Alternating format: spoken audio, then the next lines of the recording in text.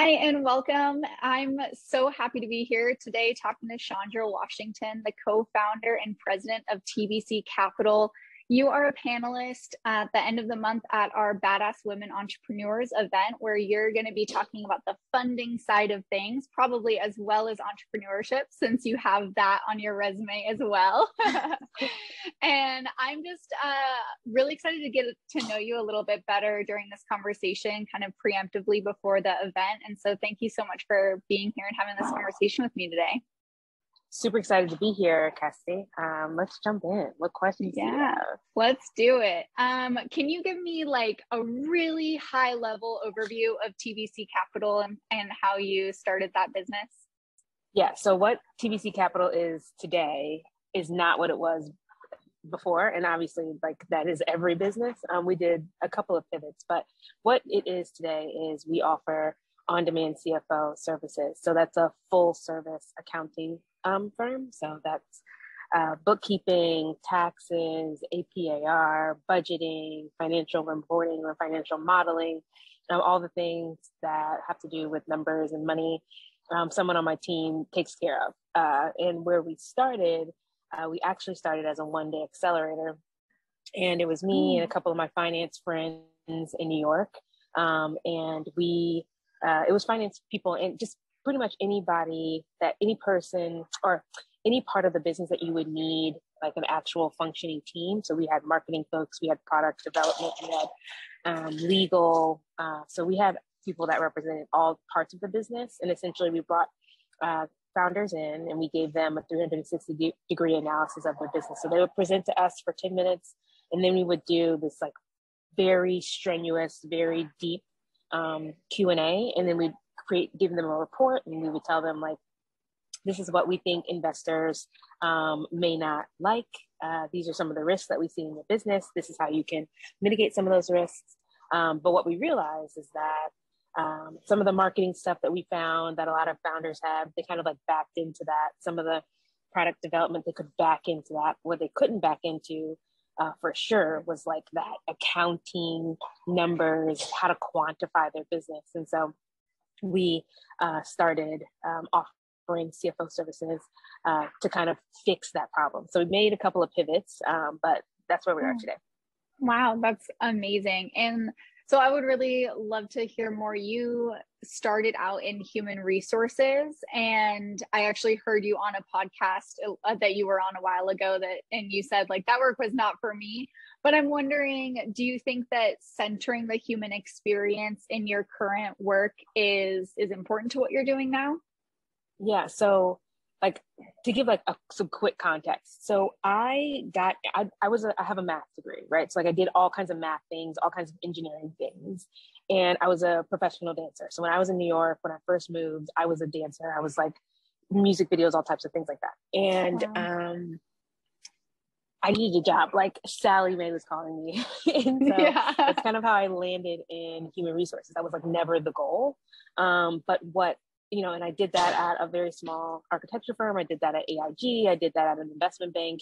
And that investment bank role is where I realized HR was not really for me. I don't think it was ever truly for me. Like I didn't do the HR part of HR. So my first HR role, I got because I just needed a job at a temp agency, placed me in HR. And I told them, I was like, look, guys, I know numbers. I don't know HR. I'm going to turn this into the most quantitative role that I possibly can. And so I didn't really do HR per se, but what I did do was I do a lot of analysis. I taught myself all like VBA, I taught myself Excel, I taught myself the shortcuts because I basically made everything I did in HR into some type of quantitative role or some type of quantitative task. And so in doing that, and then moving from the architecture firm to AIG to the investment bank, that's where I learned the importance of like measuring operations and like how to do that, how to do the analysis. A lot of the data manipulation that I'm doing, a lot of the financial modeling that I'm doing now, all kind of stems from some of those early days of me taking large data sets and creating reports or giving business leaders suggestions and recommendations based on the things that I that I found from Wow. manipulating all the data. Yeah. Wow, that seems really impressive. So, do you think that the human part of it comes into play since you're working with Starbucks I or didn't, startups at TBC Capital? so I guess what comes into play really is not necessarily human as in like working with or like being an advocate for the workers or people that work at the company. But what really came into play was me working directly with the business leaders and saying, these are my findings. This is what we're suggesting. These are some of the things that we think could, make the business grow X%, right? So it wasn't necessarily the people part of it. It was more so the work that I was doing with the business leaders. And now I work directly with CEOs, right? So I take that direct experience working with VPs and senior vice presidents and all the high people that are scary. And now I know how to talk to my clients. I know how to talk to CEOs. I know how to present information that's quick, right? And so that human part of it definitely has helped me in the role that I'm in right now. That's awesome. And so you are very naturally attracted to numbers and math. Is there a reason why you have this attraction to the number side of things? So my dad was a math major. He was an engineer and now he's a project manager, and he works for NOAA. And so growing up, he would just be like, I was a math, and we just like talk about it. He was just talking about like numbers and like always pushed me to do all of my GT, like extra credit and all of those like, those gifted and talented programs. He like put me in there and like we would struggle over the math homework together. Wow. So I love numbers because I don't know. I also really enjoy, like my brain is very black and white. And so I think what happens is when you study math, especially in college, you start to realize like it trained me to think very black and white. There's not a right answer or there's not a gray area. It's very black and white. And we can get there by doing all these proofs and pulling in all of this information. And so I think that's why I'm attracted to it. Cause like one, my brain is just naturally wired that way. Gray area is like very weird to me, but then also I was very comfortable with numbers just growing up because my dad just always pushed me to do numbers and work really hard. So yeah, it sounds like he made it a very inviting environment. Whereas I feel like most parents are like, "Oh, your math homework, I can't help you with that." Right. No, he did, except that one 6th grade math test that I really was crying about, but it's good. Oh no, you're not holding on to that at all. Right. No, nope. Well, you outside of TBC Capital, you have some other exciting things going on. So you and 2 other thought leaders are launching a new community called Black At as a place for Black creatives, investors, community builders, and more. And I was reading that in the announcement for this group, and in the announcement said, you should treat knowledge more like a library and less like a vault. And I thought that was so powerful. And so I was wondering if you could maybe share about a time or a situation where you were like, quote unquote, let in on knowledge or resources or a network or something like that had a really big impact on your life. Totally. Shout out to Harold Hughes for that quote. He's the one that always says that. He put that in the announcement. So that's really funny that you asked that question because that's literally why I started TBC. Like so just to kind of finish my like career path. So I got into HR because of I needed a job, and it was a temp agency. It was the first thing that they offered me. And then once I got to the investment bank, I realized I was finishing my work really quickly. And so I was like, this can't be it. Obviously, having taken engineering classes in college, like I was also very into tech, and I knew I needed to get there somehow. And so I ended up, when I was working at the investment bank, I want to say auditioning, like that's dance terms, not auditioning, interviewing for a little bit role. Of both, little interview, a little audition. Literally. Yeah. Literally. So I ended up interviewing for a role to be an investment banker. So imagine and I don't know how much your audience knows, so like, investment bankers, analysts, right? It's like the first job you get out of school. You're like 21, 22. You're working like 80 to 100 hours a week. And so I decided at 32, maybe like 33, something, I don't even remember how old I was, that if I wanted to get into VC, if I wanted to get into tech, I needed to learn how these companies worked from the inside out. And so I interviewed to be a tech investment banker, was awarded that position. And that was kind of like where I was, quote unquote, let in. You don't ever see, it's very hard to go from HR, very hard to go from like to get into banking just in general. Usually you recruit through internships, through coming directly out of school.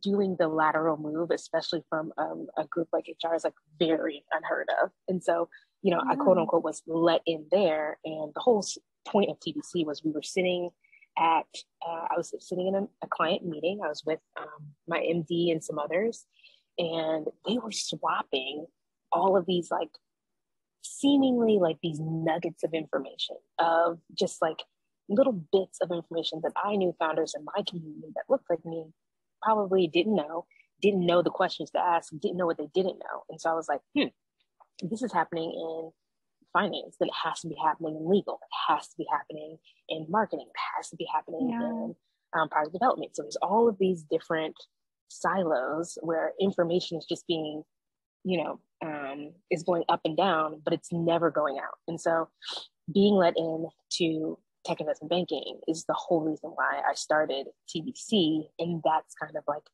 you know, that information where they were actually still treating it like a vault, but I took it upon myself to say, you know, we're going to make this a library. And then the One Day Accelerator was born from there. Wow. Yeah. You said we're going to crack this vault open and spread the knowledge. Yes. I really love that. So what do you think? You said it's very unlikely for someone to go from HR into investment banking. And so I'm wondering, reflecting back on that, what do you think they saw in you, or like, what did you put forth that convinced them to make that, I guess, risk? Yeah. I was literally kissing babies. I was doing all of the politicking to make this role work, right?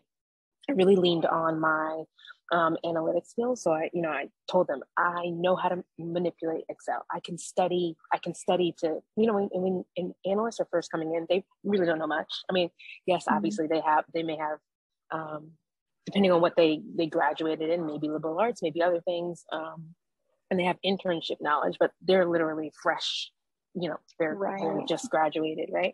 So I leaned on my maturity. You know, I'm not 21, I'm not 22. Like I have been in the game. I leaned on the fact that I know Excel very well. So, you know, the next thing for me to learn was just the concepts in which you can kind of study to get those. Like, don't tell anybody, but you can study to get those, especially the interviews, right? Like there's a set questions, they've been asking these same questions for years, and you can study to get the answers right. Okay, so that's what I did. But then also I was very much doing the networking, talking to the head of the bank, like, I mean, doing all of the things to prove my case. And that's just kind of how I made it in there. Like it's very,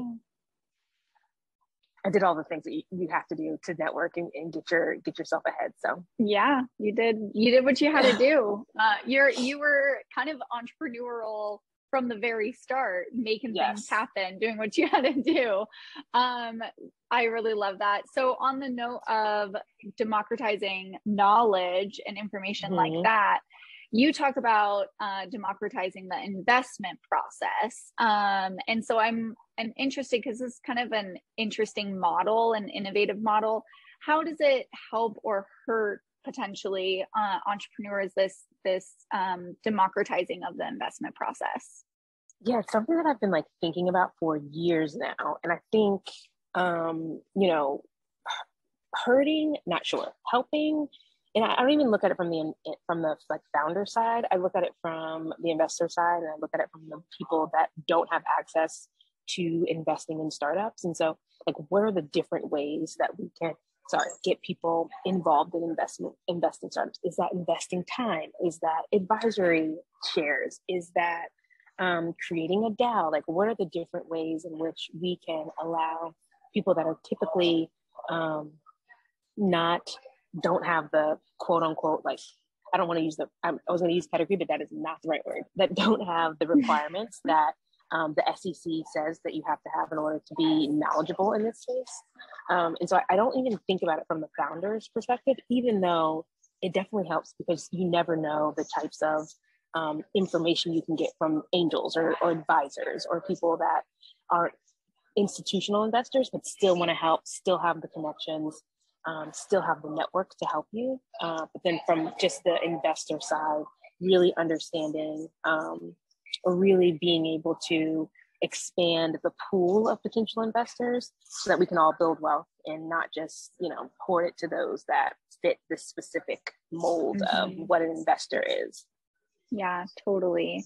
And a lot of this has come out on Clubhouse, where you're famous on the app. Oh my gosh. You hold these like pitch rooms, and not necessarily competitions, but can you tell me about the community that's been formed via Clubhouse, and has anything come out of it kind of in real life? Oh my gosh, so many things. So I'm in a co-working space and these people are talking loud. Okay, sorry about that. That's okay. So I started, so a friend of mine, Marie Roca, said, get on Clubhouse. And I was like, no, it's not for me. It's like, just not my crowd. So just do it. So I got on.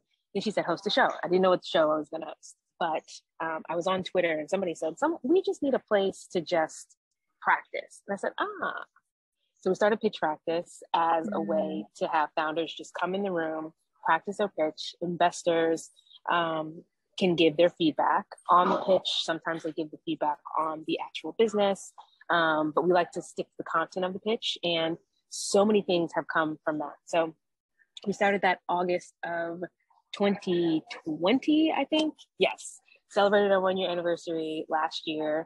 Now we've actually moved over to Twitter Spaces, but from having people come on stage, we've had people raise literally millions of dollars, like not even kidding. Literally next meeting, say, or like the next day, say I had a meeting and the feedback that I got from that room, like completely, turned this meeting around. We've had people meet investors. We've had people meet advisors. We've had people be introduced to like CEOs of really large companies that are in their space.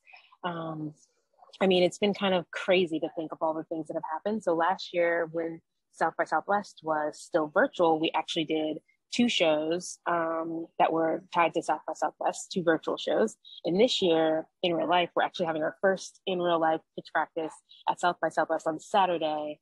Oh my gosh. Yeah, so that'll be fun. We're actually having 2 for South by Southwest, but the first one's Saturday morning and the next one's Saturday afternoon. So it should be super interesting to like see everybody and do it in real life.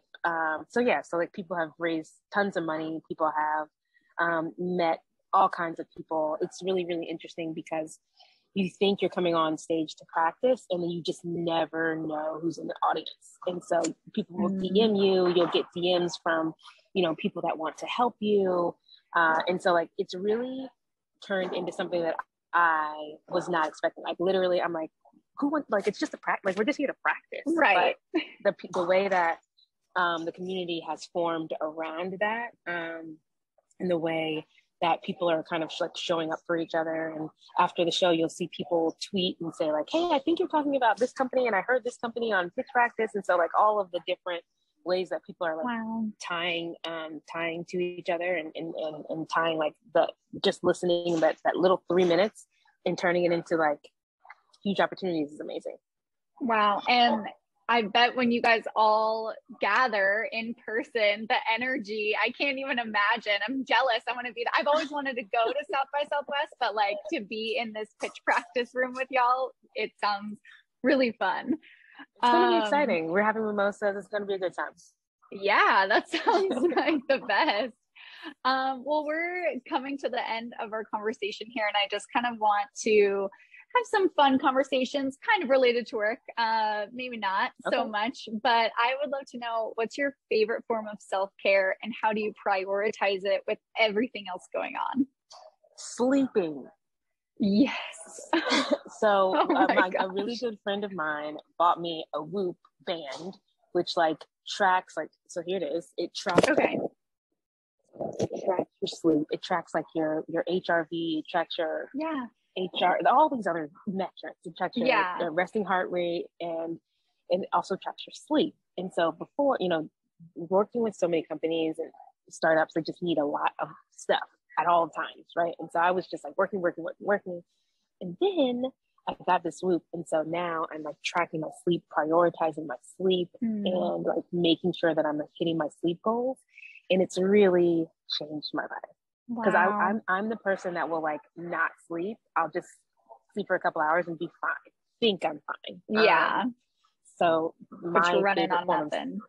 Literally. Yeah. So my favorite form of self-care now is sleeping. And then the other thing that I do that's really, really helped me is I journal a lot. Like I write everything. I take it all out of my brain, put it into a journal. And that self-care is like, that journal is like my therapist. And so those are my two forms of self-care, because those are the things that are keeping me moving forward as fast as I want to move forward. Absolutely. I really relate. Those are two of my favorite forms of self-care as well. I love being able to write and just kind of, like you said, take it out of your head, put it on paper. And then you can reflect so much better too. When it's like out and it's physical, you're like, wait, actually, we're able to kind of critically think about things in a different way. I love that. My therapist says leave room for, just as a note, like leave margins so that you come back and like actually do your reflecting. It's mind blowing. Oh, very smart. I need to adopt that practice. So Badass Women Entrepreneurs is coming at the end of the month, and we're actually celebrating our 5th year of this event. And so I just wanted to ask, so say we're building like a metaphorical, hypothetical toolbox of inspiration. And these things that you put in this toolbox keep you motivated and inspired and joyful. And say you could put 5 things in this toolbox. What would they be? They could be like people, songs, books, like anything at all. What would you put in there? So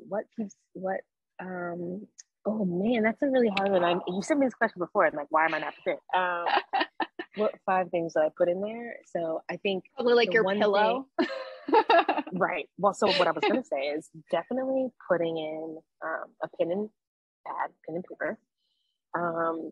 And so I'm going to answer this question a little differently, because what I would also put in there is like a chunk of time, because I think the thing that's keeping me motivated, I think that what's kept me motivated so far is that I took a lot of time to think through what I wanted to do, to think through what like felt good to me, to think through what I was good at, to think through what I was succeeding at.